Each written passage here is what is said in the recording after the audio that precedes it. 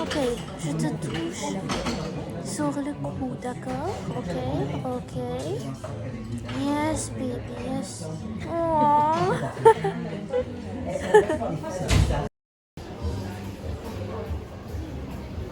Oh, look at this. This is a hot dog, but French. It's got like mustard, honey, pickles, everything that you can find in a charcuterie, but it's on a hot dog. This food is the equivalent of a meme quote. Weird flex, but okay. Worst hot dog ever. French people cannot take a compliment. They can't take a compliment. By the way, I got this trench coat from a friperie.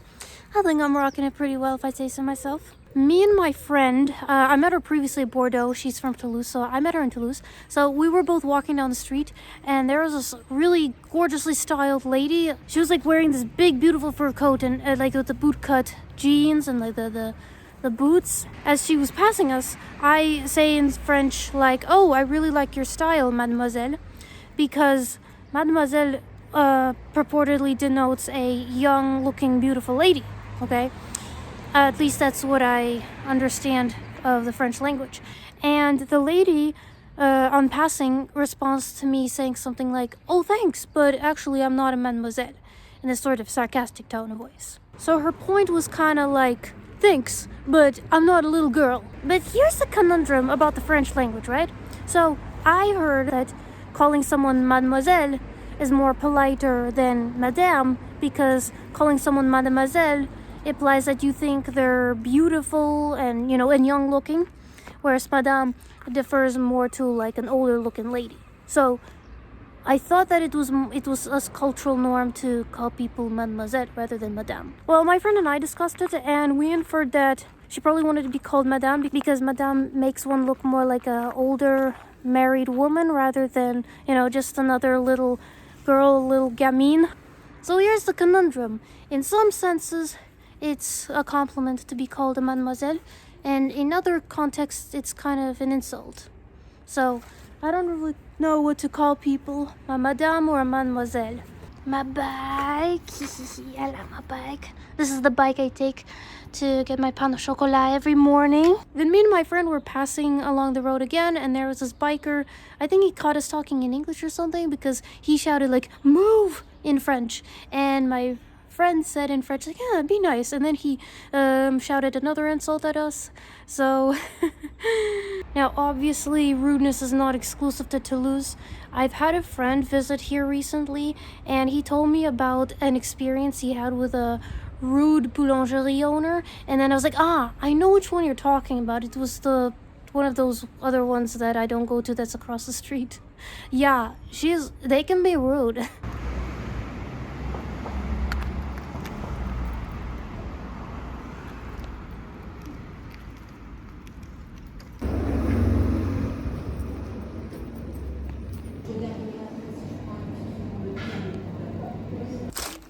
The one that gets the day keeps the doctor away. Gross, it's raining. You get unexpected bouts of rain here in Sable. It's not uncommon. So where was I? With the rude boulangerie owner. Like, she would act as if she wasn't pleased at all to see anybody enter her store, like, even if they spoke French. But yeah, you'll get isolated incidents like that. It's not a big deal to me. This isn't really me trying to come across as a victim. I just like to, well, I already got mentally prepared for the whale before I came to France. Now I just like to laugh about it and talk about it with you guys. There was this other time where, well, it was my fault, but like, at the risk of being judged, don't, because I've already learned my lesson. I was visiting a church with my friend, and there was a part of an aisle in the church dedicated to prayer. So you weren't allowed to take photos there. But I didn't see the sign where you weren't allowed to take photos there, and I thought to myself, because I'm always liking to take photographs, it's become such an impulse, right? And I thought to myself, well, there's no one there praying, 0 people, so I'm just going to go into that aisle and take pictures of the altar from afar. Yeah, so spoiler alert, one of the people working there she didn't like it, so she calls me back, and then she starts going on and on and on, like yelling at me in French for going into the aisle with my camera. Well, honest mistake, lady, if I was so entranced by the beauty of the altar that I forgot to see the no cameras sign. But yeah, French have this thing for like elongating their answers and going into great detail about it. Just almost like kind of hammer fisting it. I find this a little bit exigeant, but kind of amusing at the same time. So yeah, that's the ordeal.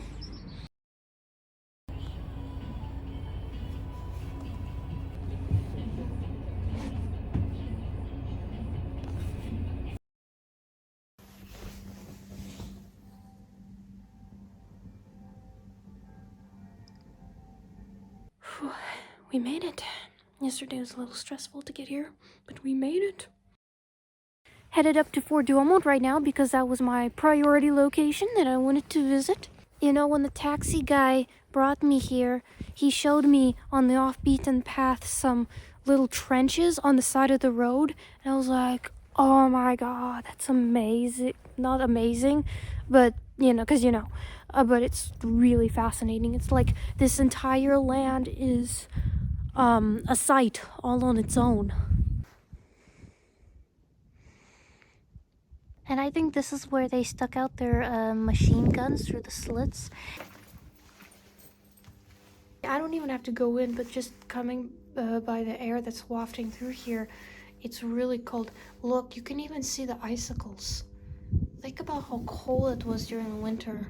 I mean, it could be colder, but Jesus, like imagine living in such conditions for like years ahead, if you can even survive one. The barbed wire was to prevent the enemy soldiers from descending into the fort. On sight, it looks like it's not that hard, but based on all the pricks here, and there must have been more barbed wire during that time, I assume it was harder than it looks. Fun fact, so in Verdun, you got a lot of farmhands, and they're doing farm stuff with their tractors. Well, every now and then, the tractors, they accidentally set off some bombs, but the bombs aren't the real danger, so apparently they don't end up hurting most people in the tractors. No, the real danger is the, what do they call them? The mustard shells. These are the real killers because they emit dangerous gases that can severely burn your skin and your lungs, which is why if you look at any World War I history book, you're going to see a lot of them wearing those gas masks. My mom also has an interest in French culture, and she showed me some videos of Fort Douaumont a couple years back, which is what incited my interest in traveling to Verdun. And of course you can see the craters behind me. These resulted from repeated shell explosions. I think there were about 1 million, at least a couple million shells that have been tossed and are still residing in the earth today.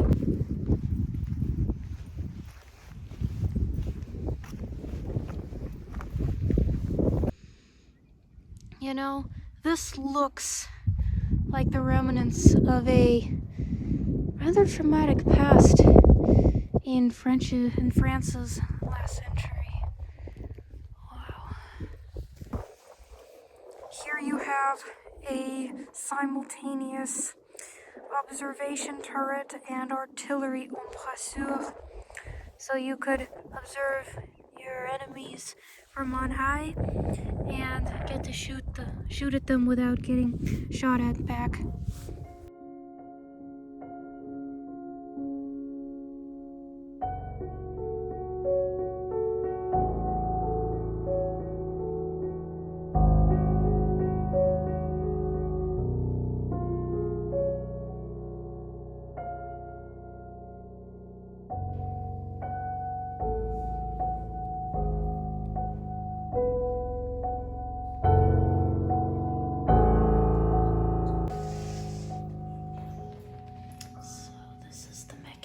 That makes the turrets above rise up and down. So they'd rise up, they'd shoot, and then they'd go back from some of the most powerful shells. It took like 18 men to operate this thing.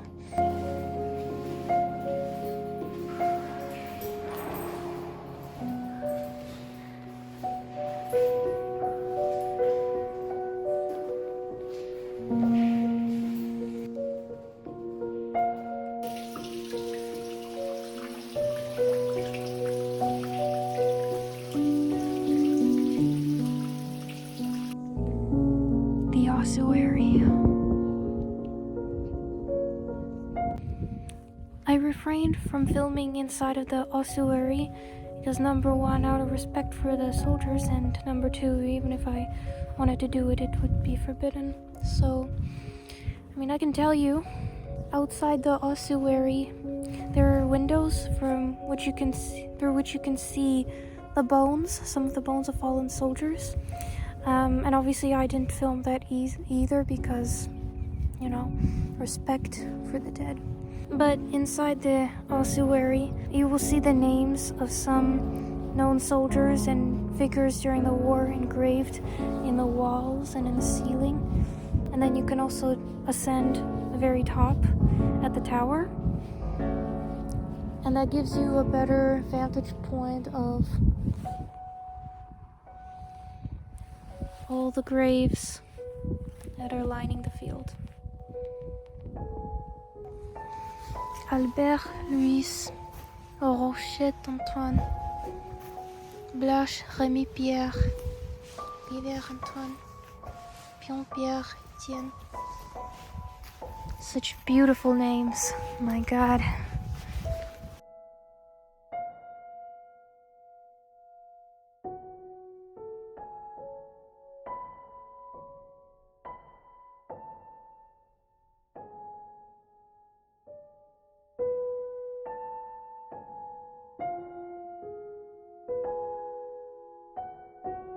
It was at the Memorial de Verdun that I saw artifacts of all these meager belongings of the soldiers. I saw pictures of dead bodies as well. I read their accounts of unidentified soldiers. Soldiers who swore that even hell was kinder than the war because at least there were no innocents unjustly punished in hell. Now, why some insist that males just stubbornly refuse to express emotion, yeah, that's lost on me. Because it's in those testimonies that I actually saw the humanity, the emotion, the vulnerability, and the stark despair of a lost generation of beautiful Frenchmen. There were men in their 40s who wept like children, and there were young men calling out for their mothers as they lay dying in delirium in the mud. And I admit, when I thought no one was looking, I turned my head and I cried. I call this one the silenced generation. Here the ground seeps with metal disarray, its bones mourn tribute to the blood they lost. We lived to die and die again, they say. We loved the glory of beast and brute. At what cost?